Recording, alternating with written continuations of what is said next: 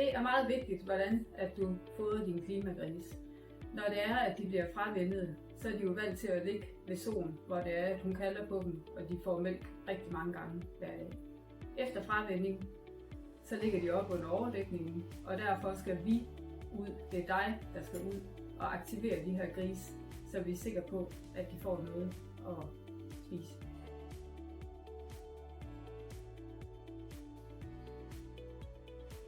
Gerne noget opblødt foder 6-8 gange om dagen, så vi er sikre på, at vi får aktiveret dem, og vi er sikre på, at vi får startet en god foderoptagelse.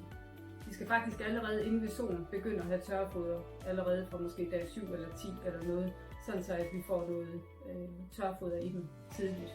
Og så er det også nemmere at fravænde dem, og det er nemmere at få dem til at æde i klimastallen.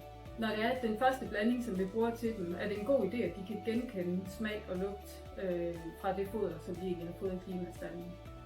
Men man kan også bruge en anden blanding, men det er en god idé, at det i hvert fald har samme aroma tilsat i den, og nogenlunde samme råvarer. Efter fravænding kan man bruge en mix 1 eller en starter-mix til dem.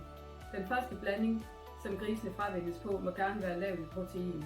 Det er kun for, at maverne kan klare det, og de skal nok kompensere senere for væksten. Valget af råvarer er meget vigtigt. Vælg nogle højt fordøjelige råvarer. Der er stor forskel på det. Mælk er ikke altid bare mælk, og sojaproteinkoncentrat er ikke altid bare sojaproteinkoncentrat. Så det er meget vigtigt at tjekke kvaliteten af de råvarer, der bliver brugt. Indholdet af ANF'er, som er nogle antinutrielle faktorer, der findes i proteiner, er meget vigtigt at tjekke. Og der skal være et lavt indhold af ANF i foderet. Det er meget vigtigt, at foderet er lavt på ANF'er.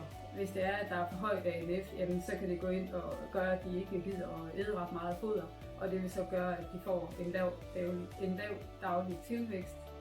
Og samtidig med vil det gøre, at de får et højt foderforbrug. Tilsæt altid syre til foderet i klimastallen. Det hjælper dem godt på vej med fordøjelsen, proteinfordøjelsen og kan sikre imod diarré. Så brug det fra omkring de der hjemme fra fravænding og så op til 30 kg, der vil jeg mene, at der skal være syre i foderet. Fra 15 kg, der kan grisene sagtens fodres med en diæt, hvor det er, at man faktisk kun har sojastrå tilsat. Sammen med selvfølgelig byg og hvede og fedt og mineraler. Vær opmærksom på mavesår allerede i klimastallen. Der kan faktisk godt begynde at være nogle hvide grise, og der kan dannes mavesår allerede på det stadie.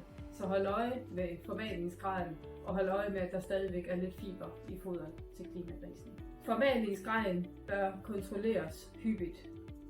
Det afhænger selvfølgelig af, hvor meget foder man producerer og hvilken mølletype man bruger. Men generelt vil jeg sige, at dagligt, eller der skal man tjekke op på, hvis man producerer meget foder, hvordan at formalningsgraden er. Hvis det er, at der er hele kerner i foderet, jamen, så vil det gå hårdt ud over tilvæksten, og det vil gå ud over foderforbruget. Det tager kun 2 minutter at tjekke formalningsgraden, hvis det er, at du bruger en bygholmsigter, som den, der er vist her. Normalt vil vi gerne have mellem 60 og 70% under 1 mm. Det opnår vi den bedste daglige tilvækst og den bedste foderudnyttelse ved. Men det er klart, at der mavesår, jamen, så kan det være, at man skal ind og justere på det. Du kan enten vælge at sigte kornet eller sigte fuldfoderet. Det er sådan set lige meget, hvilken metode du bruger. Bare du gør det samme hver evig eneste gang, at du tjekker din sigteprofil. En grov formaling er ikke lig med et højt fiberindhold. Der skal man ind og kigge på, hvilke råvarer det er, at man tilsætter blandingen. Fiber er rigtig gode at have i foderet til klimagrisene også, men man skal også bare være opmærksom på, at det kan gå ind og reducere foderoptaget, og dermed får vi en lavere daglig tilvækst, og vi kan få et lidt højere foderforbrug. Her er vist forskellige typer af foder, hvor der er, eller ingredienser, hvor der er, vi kan se, hvor meget fiber der er i blandingen. Og det vil sige, at sådan noget som hvede og byg indeholder relativt lidt fiber, men kommer man op i sojaskaller og rugepiller, jamen så er der en del mere fiber i. Udover det her bliver fiber inddelt i både noget opløselig fiber og ikke opløselig fiber, men det er en længere snak. De nyfravændede grise, de skal fodres hyppigt og gerne i et langtro, hvor det er, at de får 6-8 gange om dagen, eller så mange gange, som du overhovedet kan komme til at give dem. Det er meget, meget vigtigt at få dem aktiveret, så vi er sikre på, at de får nok foder til at starte med. Der skal altid være rigelig vand til rådighed.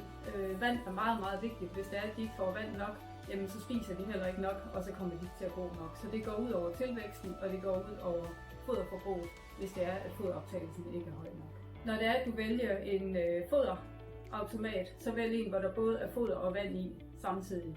Det gør, at grisene de kan spise og de kan drikke samtidig, og at de ikke skal have foder i munden og så gå over til en vandventil og gå tilbage igen. Det, at de går frem og tilbage, jamen det gør, at de taber en masse foder ud af munden undervejs, og det giver et højere foderforbrug selvfølgelig, og det vil også give en lavere tilvækst. Det vil give mere uro, at de skal gå frem og tilbage.